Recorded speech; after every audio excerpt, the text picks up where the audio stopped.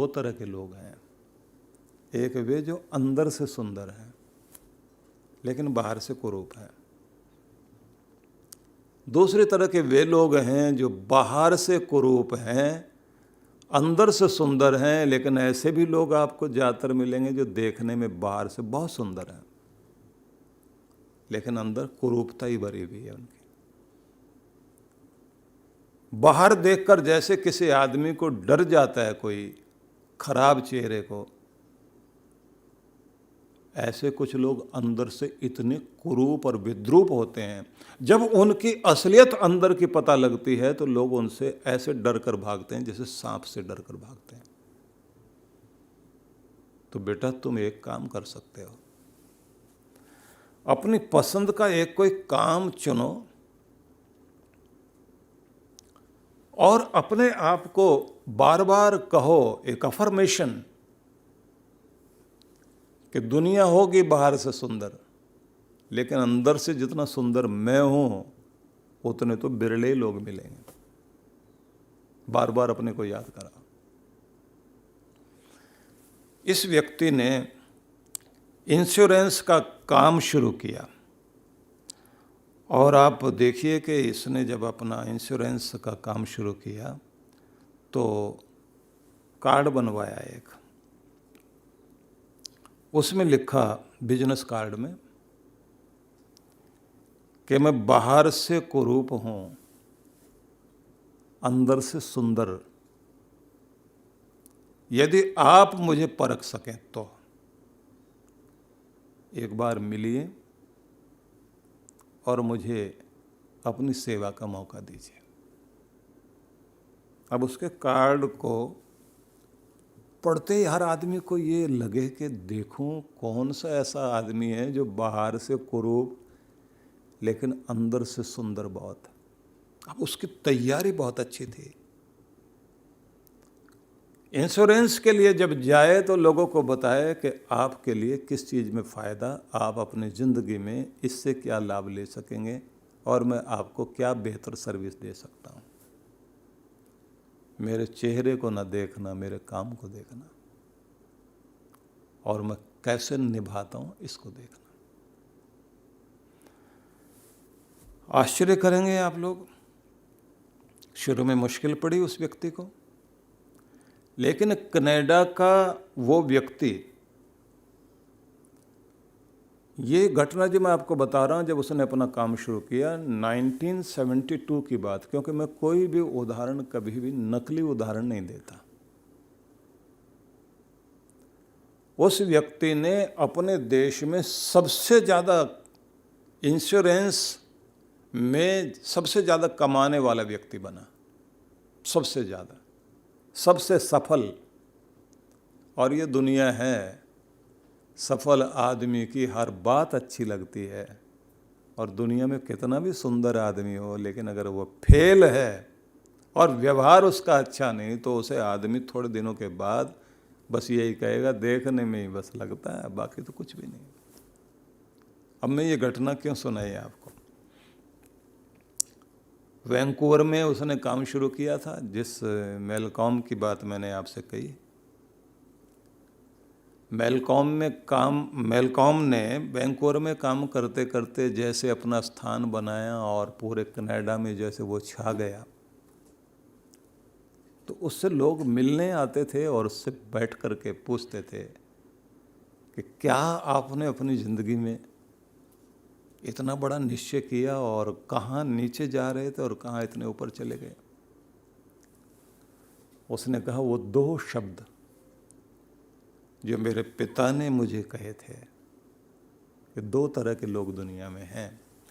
एक वे लोग हैं जो बाहर से देखने में सुंदर हैं लेकिन अंदर से कुरूप हैं। एक वे लोग हैं जो अंदर से बहुत सुंदर हैं, हर बात में सुंदर है, व्यवहार में, वाणी में, लेने में, देने में, कार्य करने में। और उन्होंने ये भी कहा था कि बेटा चेहरा थोड़ी देर तक ही प्रभावित कर सकता है, असली तो प्रभावित करेगा अंदर की सुंदरता।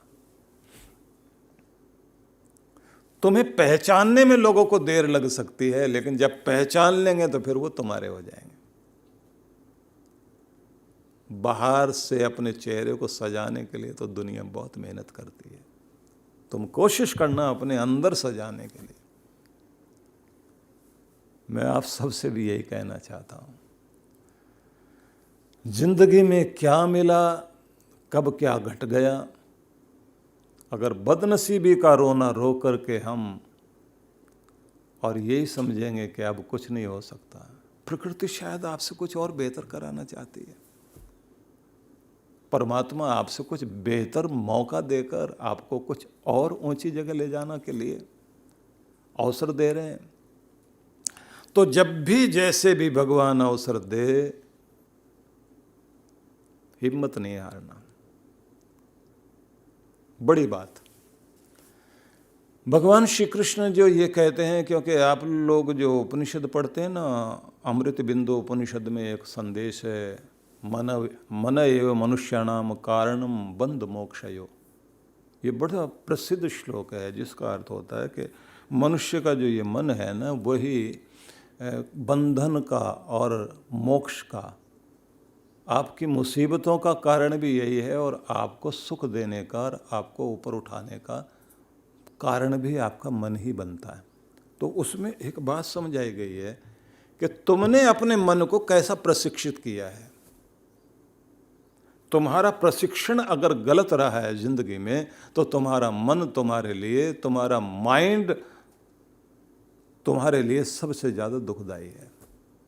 अब प्रश्न ये आएगा कि सारी बात सुनने के बाद हम क्या करें। कृष्ण भगवान हमें क्या कहना चाहते हैं? ये कहना चाहते हैं, एक तो निश्चय करो कि तुम अपना उद्धार करोगे, अपना भला करोगे, एक बात। दूसरी बात उन्होंने ये कही है कि अपने आप को नीचे नहीं गिरने दोगे। तीसरी बात उन्होंने कही है, तुम ही खुद के मित्र हो, अपने दोस्त बनो, दुश्मन नहीं। उन्होंने ये भी कहा कि तुम ही खुद के शत्रु भी हो। फिर आगे जाके अगले श्लोक में ये समझा दिया, अगर खुद को, अपनी आदतों को जीत लिया, अपने स्वभाव को जीत लिया, अपने आप को प्रशिक्षण दे दिया, तो तुम ही अपने मित्र बन गए हो। और अगर तुम्हारी आदतें तुम्हें चला रही हैं और वो आदतें खराब हैं, तो फिर इससे बढ़कर के दुश्मन भी तुम्हारा कोई और नहीं है, तुम ही खुद के दुश्मन भी बन गए हो। तो क्या करें? करना ये है कि अब आप पहले तो जैसे नक्शा बनाया जाता है ना, एक मैप बनाते हैं, यहाँ से यहाँ ऐसे जाना है, आप भी अपनी ज़िंदगी का मैप बनाएं। कैसी सेहत चाहते हो, कैसी तरक्की करना चाहते हो, घर को कैसे रूप में देखना चाहते हो। दुनिया आपके हिसाब से नहीं ढलेगी, बस आप खुद को खुद ही ढालना शुरू कर दीजिए, खुद के अंदर ही आप परिवर्तन लाना शुरू कर दीजिए, बस वहीं से बात बनेगी। क्योंकि मन एव मनुष्याणाम कारणम बंध मोक्षयो हो, मनुष्य का मन ही है, वही बंधन का कारण भी है, और वही दुखों से छुटकारा करने का भी एक माध्यम है। निश्चय कर लीजिए, जो अब तक बीत गया बीत गया, अब एक नई जिंदगी जीने के लिए हम तैयार हैं। अब वो नई जिंदगी क्या, इसके संबंध में मैं सिर्फ इतना ही कहूँगा, एक अच्छी सेहत आप लोग चाहते हैं, उसका मूल्य चुकाइए। आप कामयाब होना चाहते हैं, उसके लिए अच्छी तैयारी कीजिए, और देखिए आपकी तरफ से कहाँ कमी रहती है। कर्म आपका, कृपा उसकी, दोनों का मेल बैठा हो। उसकी कृपा तब होगी जब आप कृपा के लायक बनेंगे। भगवान दो चीज़ों से खुश होता है, एक तो आप उससे कनेक्ट हों, और एक उसके जीव मात्र से, प्राणी मात्र के साथ कनेक्ट हो जाएं। आपका हृदय जुड़ जाए, जहाँ करुणा की ज़रूरत है, दया की ज़रूरत है, सहानुभूति की ज़रूरत है, वहाँ सहानुभूति करें। अगर आप ऊपर उठे हुए किसी भी क्षेत्र में, तो आपके पीछे कोई बहुत नीचे गिरा हुआ हो, आप उसकी सहायता कर देते हैं, तो ईश्वर यहाँ प्रसन्न होते हैं। आपकी ज़िंदगी में धर्म जहाँ भी होता है, उस धर्म को करने से ईश्वर आपसे प्रसन्न होते हैं। धर्म से और ध्यान से, ये दो ही चीज़ें हैं जो भगवान की कृपा आपकी तरफ लेकर आती है। आपका धन धर्म बन जाए, आपका कर्म धर्म बन जाए, ईश्वर प्रसन्न होंगे। और आपके प्रत्येक भजन पूजन कुछ भी जो भी आप करते हैं वो ध्यान बन जाए, भजन करते करते ध्यान में चले जाएं, खो जाएं, आप भगवान से जुड़ जाएं। ये कृपा पाने का तरीका है। आपकी मेहनत और उसकी रहमत दोनों का मेल होना चाहिए। और फिर देखिए, आप अच्छी योजना, अच्छे कर्म और मेहनत आप पूरी करें, लेकिन साथ में कृपा भी आपके साथ आ जाए। और निस्वार्थ भाव रखकर जब आदमी चलता है ना, लक्ष्मी पीछे पीछे आती है। हमारे पास समय की धारा कम हो रही है, इसलिए मेरा निवेदन है, अपना उद्धार स्वयं करना है हमने। ये वचन कृष्ण भगवान के वचन है। और एक बात और निवेदन करना चाहता हूँ, आप किसी भी उम्र में हैं, उसी उम्र में आप अपना भला कर सकते हैं। आप गरीब हैं, आप छोटी जगह से आए हैं, फर्क नहीं पड़ता। उस कमल की तरफ देखना जो उगा तो कीचड़ में है, लेकिन भगवान के चरणों तक पहुंचा है, कीचड़ में पड़ा नहीं रह गया, उठा वहाँ से ऊपर, पानी से भी ऊपर उठ करके खिल गया। और ऐसा खिला, और कोई फूल भगवान के अंगों के साथ किसी की उपमा नहीं दी जाती, सिर्फ कमल की उपमा दी जाती है। कर कमल, हाथ, कर मतलब हाथ, कर कमल बोलते हैं। भगवान ने के कर कमलों से ये प्राप्त हुआ। भगवान ने चरण कमल वहाँ रखे, भगवान ने मुखारविंद से ये कहा, कमल नयन से देखा। सब चीज़ों में कमल जुड़ गया।